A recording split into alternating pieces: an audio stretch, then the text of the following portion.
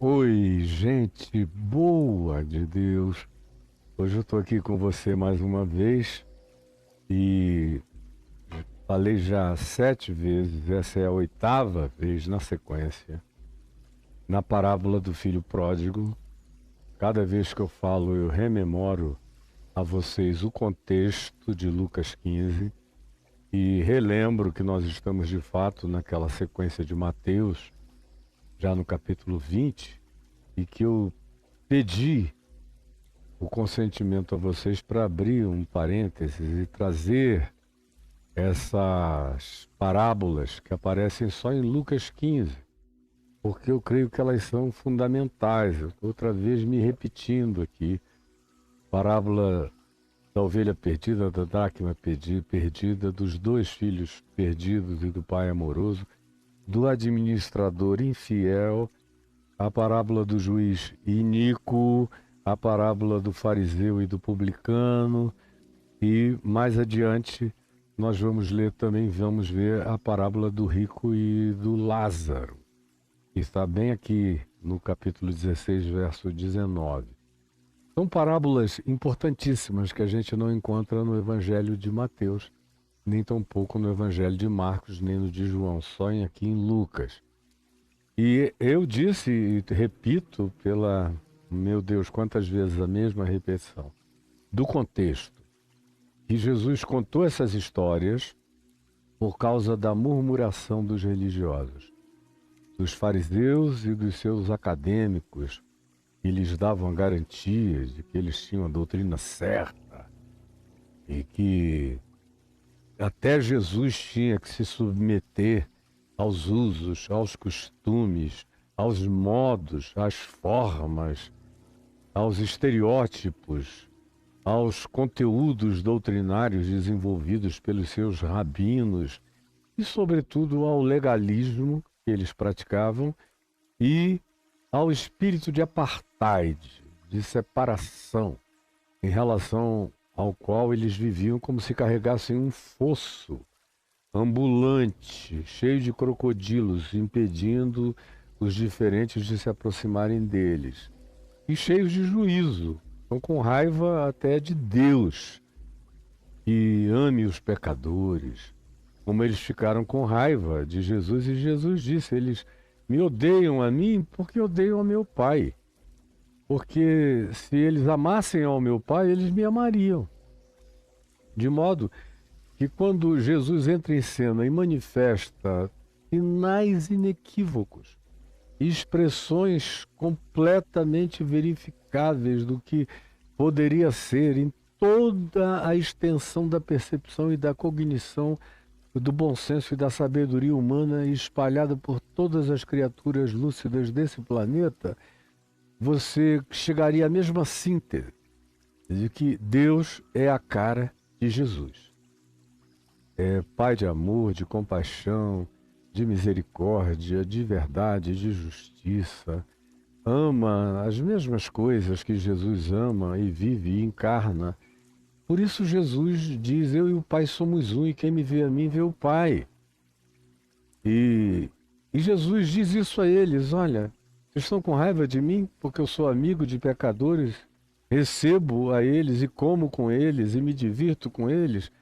Deixa eu contar umas historinhas para vocês. Aí contou a parábola da ovelha perdida. Ele disse, olha, no reino do meu pai a gente não qualifica as coisas por quantificações, por quantidades, mas por qualidades de necessidades. Então, sou aquele pastor que deixa 99 ovelhas que dizem que não precisam de cuidados, aonde quer que elas queiram ficar congregadas, e vou atrás daquela ovelha perdida, que se desgarrou ou que foi rejeitada no rebanho. Eu vou atrás dela e vou acolhê-la.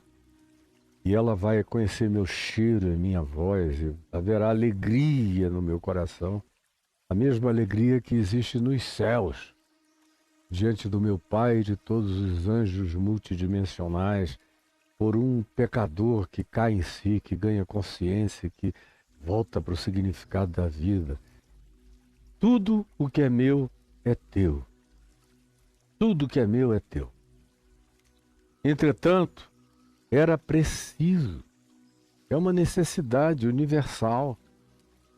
A manifestação de amor, de perdão, de solidariedade, de acolhimento, de aceitação, de silêncio em relação à idiotice praticada. Quando o idiota caiu em si, por que repetir? Por que jogar na cara? Por que exilar? Por que deixar numa ilha deserta, numa punição de tempos e anos, até que a gente diga, tá bom, já padeceu o suficiente, volta? Não. No Pai de Jesus, a cura é imediata. Correspondentemente ao arrependimento, à metanoia, à mudança sincera de mente, de atitude, ao cair em si, existe esse acolhimento do Pai. Interrompe orações de confissão desnecessária, porque o perdão dele já estava antecipado desde quando o garoto não tinha ainda saído de casa, já foi embora perdoado na sua idiotice. Quanto mais agora, quando caiu em si. E o Pai quer ensinar isso, não só ao filho que aprendeu rápido, na volta. Mas o mais difícil são esses que nunca foram. São esses que nunca se desviaram. São os que nunca pecaram, são os mais difíceis.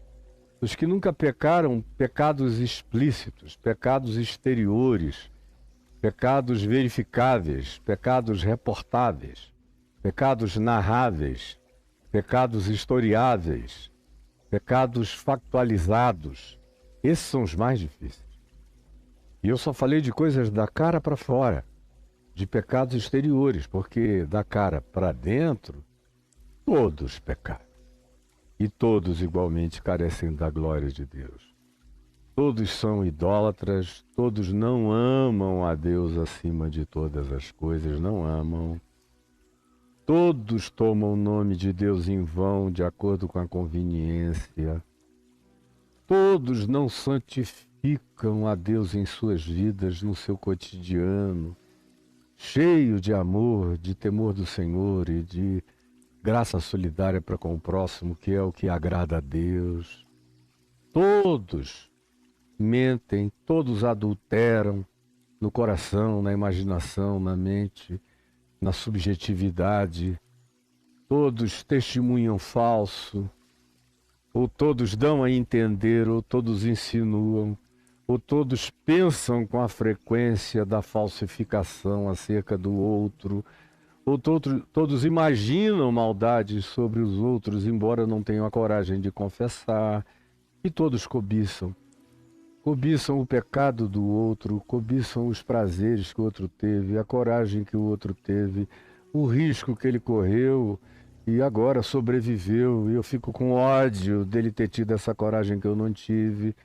Por isso eu vou, em nome do pretexto da minha santidade e da minha permanência na congregação e na casa do meu Pai, assumir para mim o direito de odiar esse indivíduo e desprezá-lo para sempre. E aí fica distante. E há um tempo atrás, eu ouvi uma historinha muito lindinha, bonitinha, meiga, singela e emocionante, de uma pessoa que conviveu bastante com pastores de campo, o shepherd, como se diz em inglês, diferenciando o pastor, que cuida de gente, do shepherd, que cuida de ovelhas. Então essa pessoa conviveu com o pastor de ovelhas, o shepherd, convivendo com ovelhinhas no campo. E ela observou uma coisa muito rica e preciosa nessa relação. E tem tudo a ver com o que Jesus diz em João, no capítulo 10. Ela disse que às vezes nasce uma ovelhinha e por alguma razão de rejeição materna, vamos supor que a mãe ovelha tenha uma crise, deixa eu usar esse antropomorfismo, de depressão pós-parto. Aí a ovelha não quer aquele filhote e o rejeita. E o pastor tem que ficar atento para esses casos de rejeição familiar no ambiente do seu redil, do seu flock, das suas ovelhas, do seu grupo que ele cuida. Tem que ficar de olho, prestando muita atenção nos detalhes, especialmente quando tem parimento, tem gente sendo gerada. Fica de olho, é um momento de muito cuidado. E quando há um escândalo desse, um abandono, eu não quero esse filho, não gosto, e há um repúdio, há uma rejeição, e há entre ovelhas e seus filhotes, o pastor na mesma hora tem que pegar aquela ovelha e retirá-la do rebanho, levá-la para um lugar seguro onde ele habite, onde ele tenha um acesso distante em relação ao resto do grupo, tira da congregação e põe no seu cuidado pessoal e deixa ela sentir o cheiro dele para todo lado. E aí ele recolhe leite, tira leite, bota em algum vasilhame. Nos dias de Jesus devia ser num odre, o mesmo tipo de vasilhame onde se botava água, vinho, outras coisas, leite também. E amamentava a ovelhinha aqui no seu colo com seu cheirinho, até que ela comece a se desenvolver com força o bastante para poder ser devolvida ao rebanho já sem nenhuma dependência da mãe. Nenhuma dependência da mãe. Nenhuma experiência de rejeição. Agora, o que ela reportou, e que é o mais bonito de tudo nessa história, é que ela disse: eu vi, porque eu estava lá, que quando o pastor de manhã chama as ovelhas, chega e chama, shep, shep, shep, shep, shep, shep, shep. Vai, chama pelo nome da cultura, da reunião, daquele grupo de ovelhas. Chama.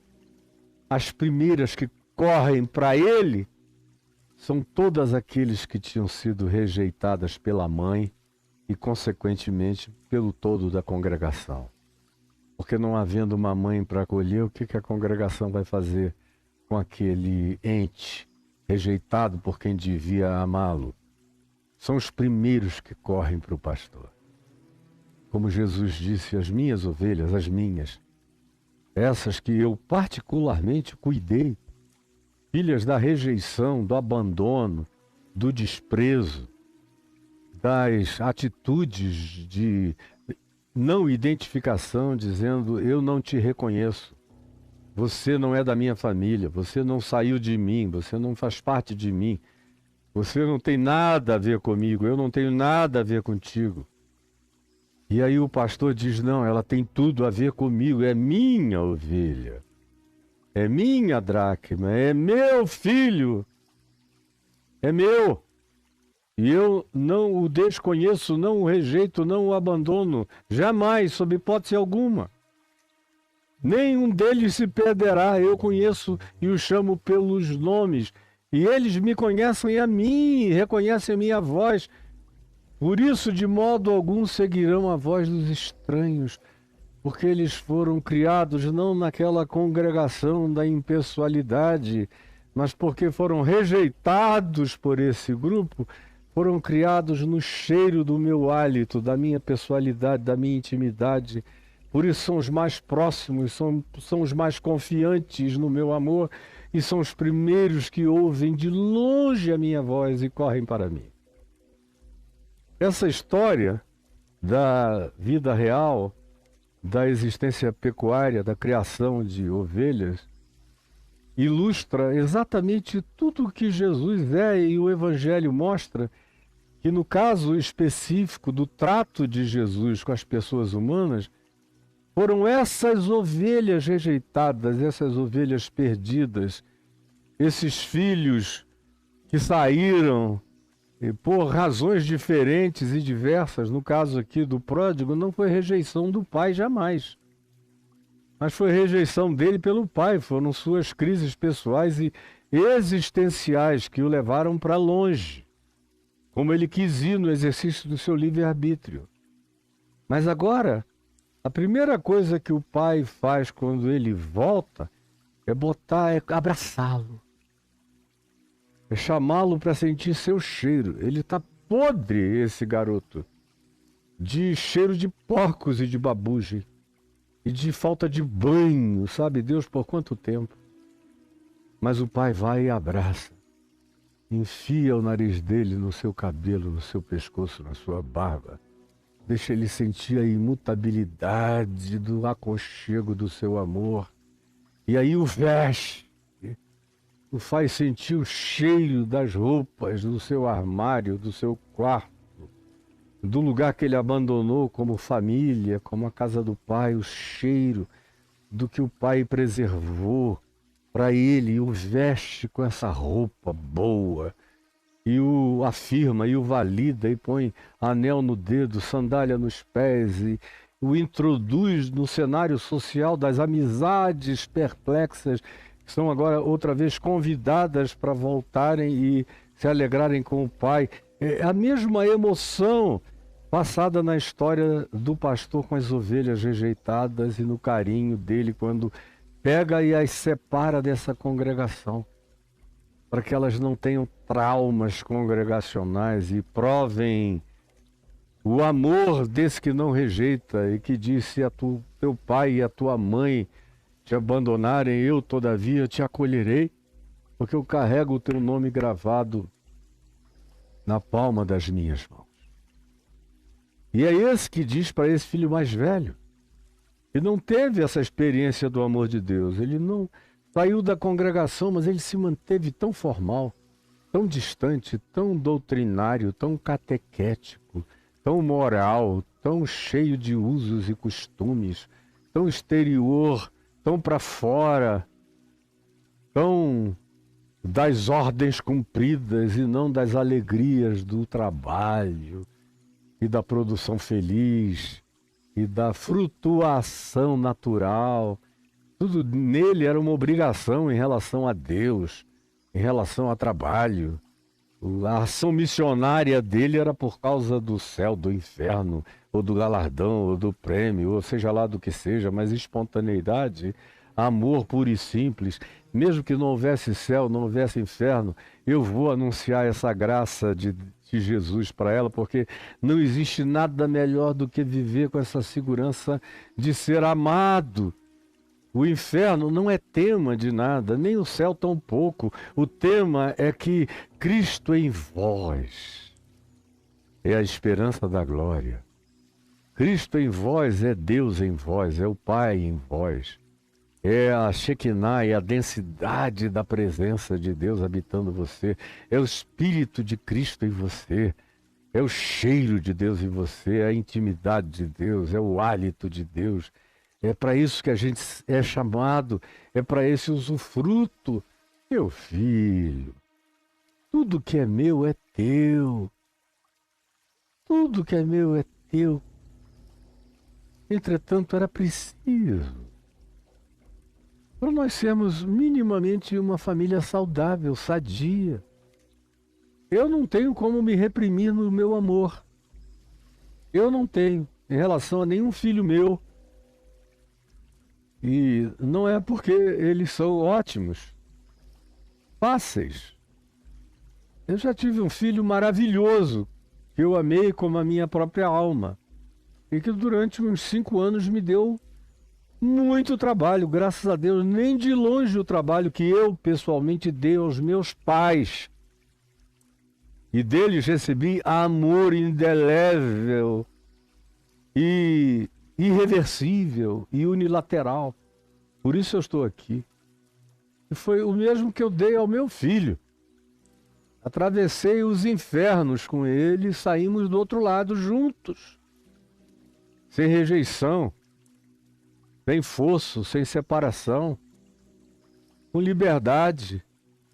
Ele quis ir, eu deixei ir. Ele quis voltar, ele voltou milagrosamente até contra todas as possibilidades humanas que eu só vinha saber, como milagrosamente ele conseguiu voltar. Quando apertou a campainha, eu abri a porta da casa e lá estava ele, em pé, diante de mim. Até que depois de mais alguns anos de convívio, ele partiu para a casa do Pai Eterno.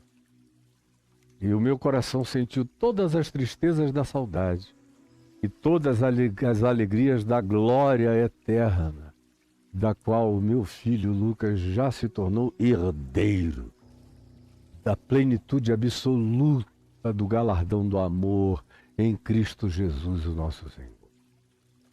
Então, de um lado a tristeza da saudade, de um outro lado a doce alegria de saber do meu filho no peito de Deus, no seio eterno desse amor e dessa inseparabilidade. Era preciso que também nos alegrássemos e nos regozijássemos, porque esse teu irmão estava morto e reviveu, estava perdido e foi achado. E houve um irmão que ficou um pouco cabreiro com ele, mas eu desfiz aquilo no coração. De fato, da irmã dele, que ficara assim meio cabreira. E houve um outro que sempre fora o grande e melhor amigo dele, que ficou tão triste pelo que ele fez, que por circunstâncias diversas ficou um pouquinho mais afastado, ressabiado, mas eu fiz a ponte e eles são tão maravilhosos que tudo isso foi dissolvido no mesmo momento. E quando ele partiu, ele estava totalmente identificado, abraçado, acolhido e junto com os outros irmãos, porque são meus filhos. São filhos desse pai, desse cheiro, desse peito, desse aconchego, desse agasalho. Eles são herdeiros da minha herança, como diz Paulo, são os pais que entesouram para os filhos. Eles são herdeiros do meu tesouro espiritual, do meu legado, da minha graça. E quanto mais maduros eles se tornam, mais eles tomam posse, mais eles enxergam o meu legado para a vida deles e mais eles usufruem o benefício desse legado. Agora, eu ontem dei uma pincelada nisso, citando Paulo aos Coríntios. Quando Paulo escreveu aos Coríntios, dizendo, porque todas as coisas, preste atenção, porque todas as coisas existem por amor de vós, todas as coisas, seja a vida, em todas as suas implicações, seja a morte, não importando o modo de morrer, nada vai afastar você do amor de Deus. Deus não ama você porque você morreu sem dor e não desama você porque você morreu com um prédio caindo na sua cabeça, ou uma bomba, ou envenenado, ou assassinado por um perverso em algum lugar. O modo de morrer não muda nada, o que muda tudo é o modo de viver. No entanto, Paulo diz, todas as coisas existem por amor de vós. Seja a vida, seja a morte. Sejam as coisas do presente, de agora, de aqui, ou sejam as do porvir, as que ainda estão por chegar, seja no espaço-tempo, ou seja na dimensão eterna, para onde eu também irei. Quais sejam essas realidades e essas dimensões, tudo que existe, existe para usufruto de vocês, para a experiência do amor grato de vocês da vida. Meu filho, está prestando atenção? Tudo que é meu é teu. Como Paulo afirma tantas vezes, tudo que é dele é nosso. Nós somos herdeiros de Deus e co-herdeiros de Deus em Cristo Jesus. Tudo que concerne a Cristo é concernente a mim. Ele é o primogênito entre muitos irmãos e tudo que ele, na fidelidade da justiça e do amor dele, amealha diante do Deus eterno, está amealhado, guardado para mim, para você. Eu sou herdeiro dos benefícios de Jesus, na sua plenitude, na sua totalidade, e você também está prestando atenção, só não usufrui porque não quer. É o caso desse irmão mais velho aqui, que estava ali do lado, sem usufruir nada. Como é o caso da maioria dos cristãos que eu conheço. Eles existem o dia inteiro falando do diabo, falando do inferno, ou então falando de prosperidade, de dinheiro, tudo coisas que eles não têm, supostamente, e gostariam de ter. Passam um dia falando de abundância, de novilhos cevados, de propriedades maiores e mais extensas. É assim que eles vivem. Ou eles existem com medo, ou eles existem com a ansiedade da expectação do que deveriam e poderiam ter se tiverem uma fé ousada que dê ordens a Deus e os faça gritar contra toda pobreza e miséria e tomarem posse de todas as riquezas deste mundo como herança, não de Jesus, que recebeu essa oferta do diabo, mas de Satanás, que disse: eu recebi isso tudo, posso dar tudo que tem nesse mundo a vocês, porque me foi dado e eu dou a quem eu quiser. E ele continua dando a quem ele quer. Ele quis dar para Jesus, você acha que ele não vai dar para você? E fica procurando só essas coisas? Transformar pedra em pão, eu quero milagres de Deus. Eu vou pular do pináculo do templo para encurtar o caminho, eu ser logo reconhecido, ficar poderoso, famoso, célebre. Quero ser uma celebridade de Deus, de Jesus na face da terra.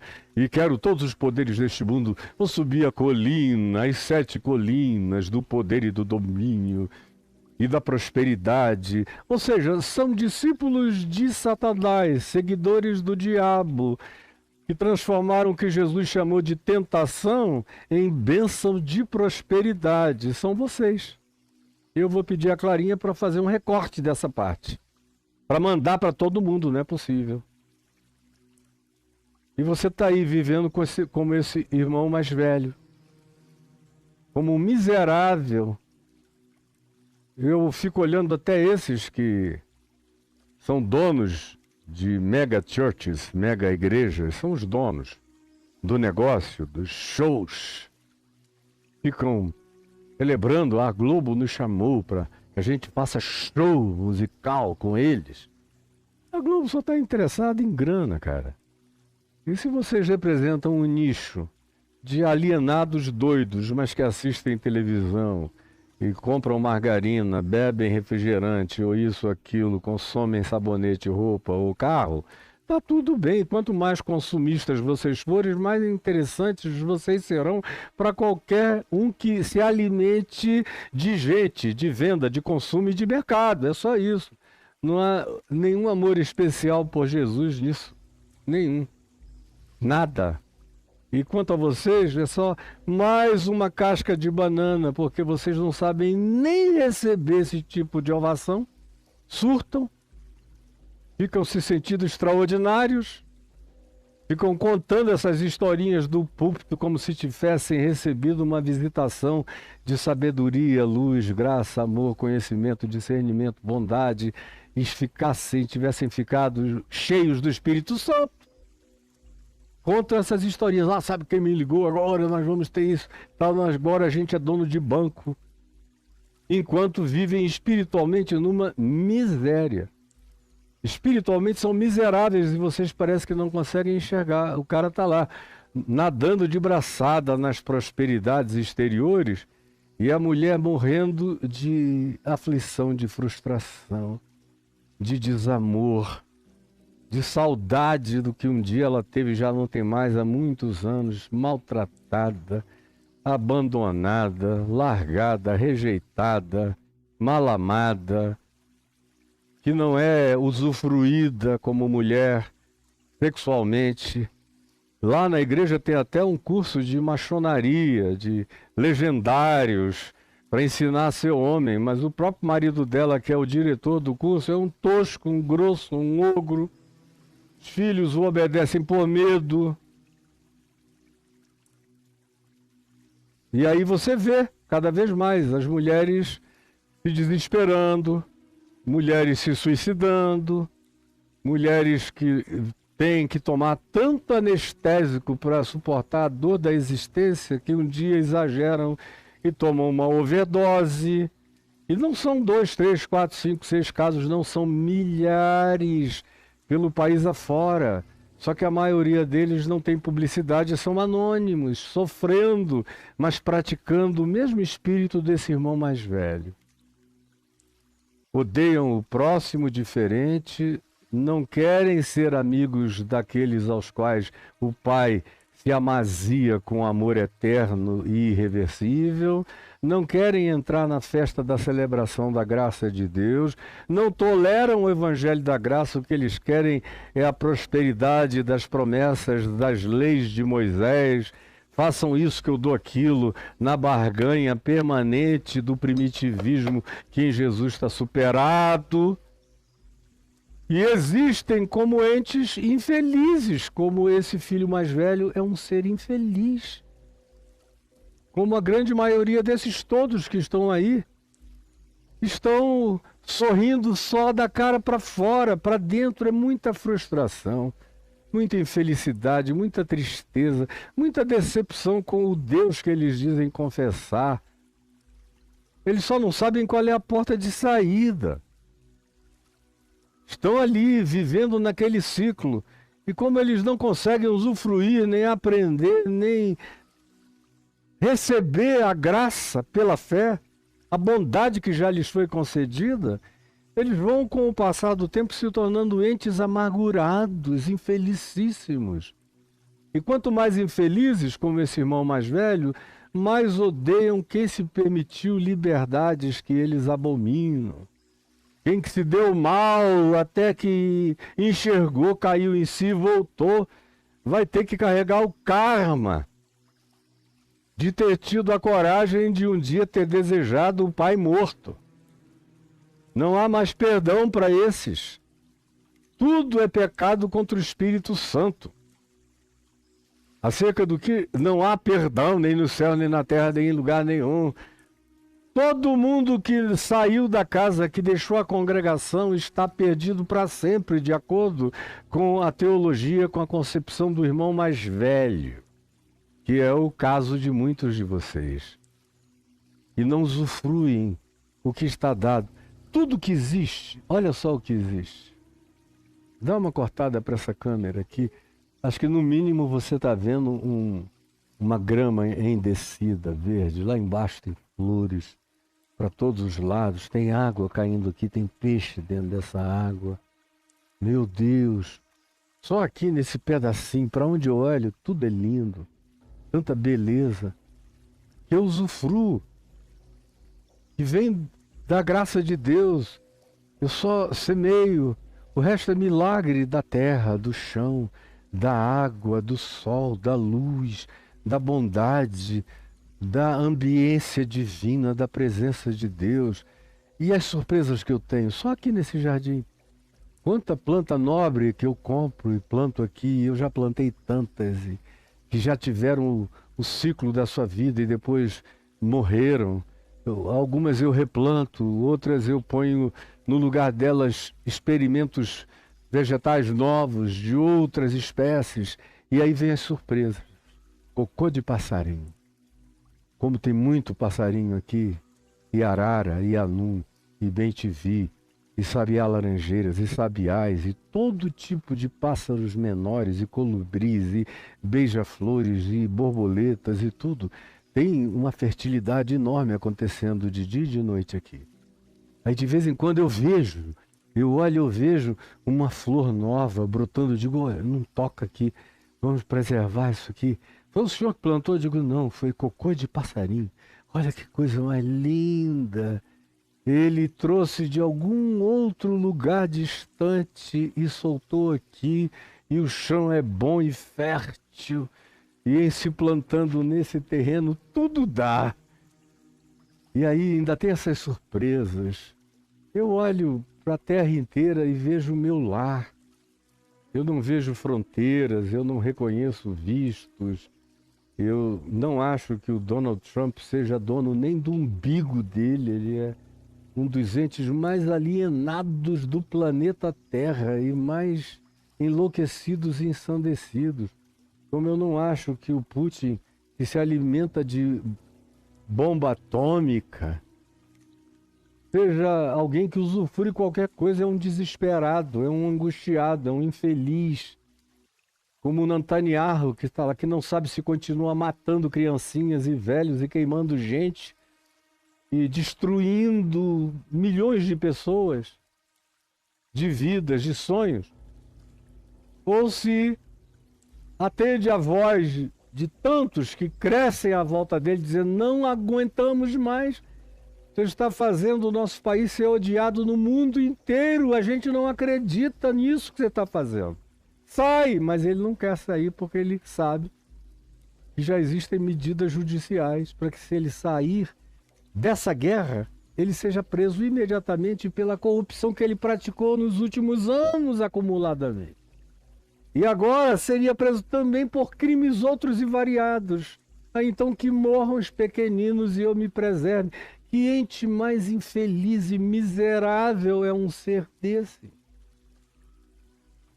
Ou de um cara que anda todo bonitinho, com calcinha apertadinha, bundinha empinadinha, e entra na Casa Branca como uma realeza, presidente de El Salvador, que hoje descobriu o nicho, se alimenta de venda de serviços de prisão para quem tenha presos e queira mandar para ele cobrar uma fortuna para manter esses indivíduos no encarceramento.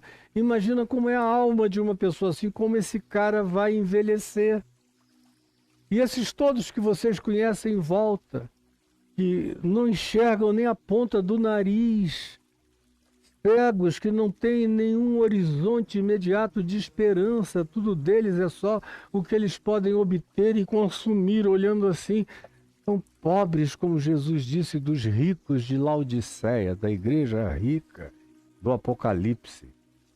Vós, que dizeis: não preciso de coisa alguma, tenho tudo, sou rico, abastado, possuo, estou no topo das colinas. Eu te digo, diz Jesus aos laodicenses presentes aqui entre nós, que tu és cego, tu és infeliz, tu és miserável e tu és nu diante de mim.